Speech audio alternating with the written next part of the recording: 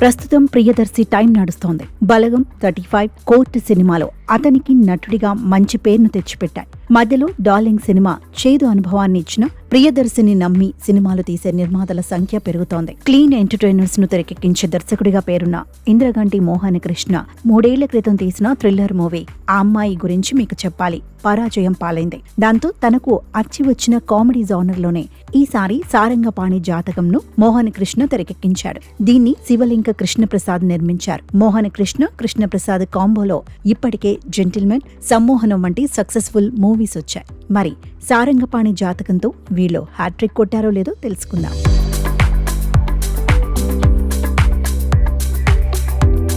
Sarangapani car షోరూంలో sales man. చిన్నప్పటి నుంచి అతనికి జాతకాలంటే పిచ్చి. తన షోరూంలోని మేనేజర్గా ఉన్న మైథిలిని సారంగ ప్రేమిస్తాడు. ఆమె కూడా అతన్ని ఇష్టపడుతుంది. పెద్దలను ఒప్పించి ఇద్దరూ పెళ్లి చేసుకుందాం అనుకుంటారు.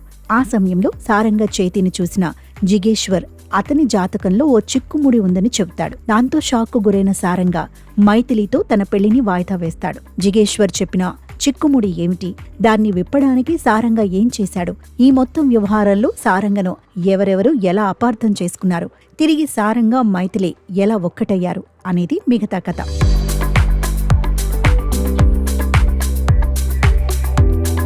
జాతకాలను నమ్మేవాళ్లు కోట్లలో ఉంటారు. అయితే ఆ నమ్మకం మూఢనమ్మకంగా మారినంత వరకు సమస్య ఉండదు. ఈ సినిమాలోని ప్రధాన అంశం అదే. ముక్కు ముఖం తెలియని వ్యక్తి చెయ్యి చూసి చెప్పిన జాతకాన్ని నమ్మి సారంగపాణి ఎలా కష్టాలను కొని తెచ్చుకున్నాడు, ఆ తర్వాత తాను ట్రాప్లో పడ్డాననే విషయాన్ని గ్రహించి అందులోంచి ఎలా బయటకు వచ్చాడు అనేదాన్ని ఇంద్రగంటి మోహన కృష్ణ అద్భుతంగా తెరపై ఆవిష్కరించాడు. సినిమా ప్రారంభం నుండి ముగింపు వరకు నాన్ స్టాప్ గా ఫన్ రైడ్ సాగిపోతుంది. కాకపోతే మధ్యలో వచ్చే సాంగ్స్ కాస్తంత స్పీడ్ బ్రేకర్స్ గా అనిపిస్తాయి. ఒక్క క్షణం చూపు మరల్చితే ఎక్కడ ఫన్ మిస్ అయిపోతామో అనే భావన కలిగేట్టుగా మోహన కృష్ణ ఈ స్క్రిప్ట్ ను రాసుకున్నాడు. క్లీన్ కామెడీ మూవీస్ ను తెరకెక్కించడంలో దిట్ట అని మరోసారి నిరూపించుకున్నాడు.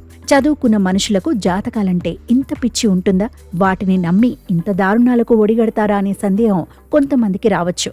కానీ మూఢనమ్మకం మనుషుల్ని ఏ స్థాయికైనా దిగజార్చుతుందని తెలిపే సంఘటనలు మన కళ్ల ముందు అనేకం జరుగుతున్నాయి. అలాంటి పిచ్చి నమ్మకాలకు లాజిక్ ఉండదు.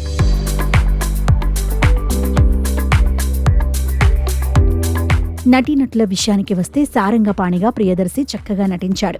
సందర్భానుసారంగా భావోద్వేగాలు పలికించాడు. అతని క్రైమ్ పార్ట్నర్గా వెన్నెల కిషోర్ చెడుగుడు ఆడేశాడు. అతని కామెడీ టైమింగ్ ను తట్టుకోవడం ఎవరికైనా కష్టమే. క్లైమాక్స్ లో ఇటు వెన్నెల కిషోర్ అటు వైవా హర్ష మధ్యలో ప్రియదర్శి తేలిపాడు. ఈ సినిమాలో చక్కని నటన ప్రదర్శించిన మరో వ్యక్తి వడ్లమాని శ్రీనివాస్. ఈ మధ్య కాలంలో అతనికి మంచి పాత్రలు పడుతున్నాయి. అవసరాల శ్రీనివాస్ తన పాత్రను చక్కగా పోషించాడు. హీరోయిన్ రూపా కొడివాయూర్ సహజ నటన ప్రదర్శించింది.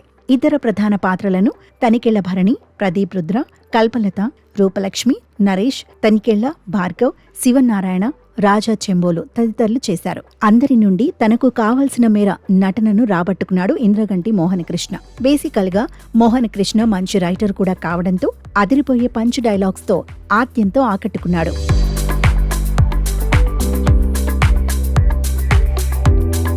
ఇలాంటి సినిమాలను ఓ స్థాయిలో నిలబెట్టాలంటే సాంకేతిక నిపుణుల కృషి కూడా ప్రధానం. ఆ విషయంలో అందరూ కష్టపడి వర్క్ చేశారు. ముఖ్యంగా మార్తాండ్ కె వెంకటేష్ ఎడిటింగ్ హాయిగా అనిపిస్తుంది. సినిమాలోని ప్రధాన తారాగణం అంతా క్లైమాక్స్ లో ఒక చోట చేరినప్పుడు దాన్ని బ్యాలెన్స్ చేయడం చాలా కష్టం.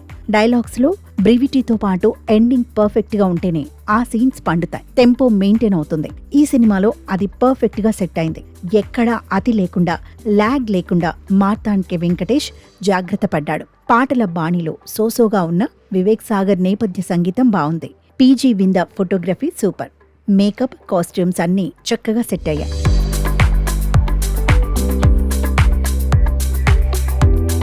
సంక్రాంతి సీజన్లో సంక్రాంతికి వస్తున్నాం ఎలా అయితే ఫ్యామిలీ ఆడియన్స్ కో వినోదాల విందును అందించిందో, ఈ సమ్మర్ సీజన్లో సారంగపాణి జాతకం అలానే చల్లని నవ్వుల జలను కురిపిస్తుందనడంలో ఎలాంటి సందేహం లేదు.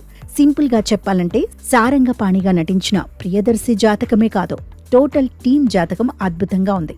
అందుకు మెయిన్ రీజన్ లాజిక్ జోలికి పోకుండా ఇంద్రగంటి మోహన కృష్ణ చేసిన మ్యాజిక్కే.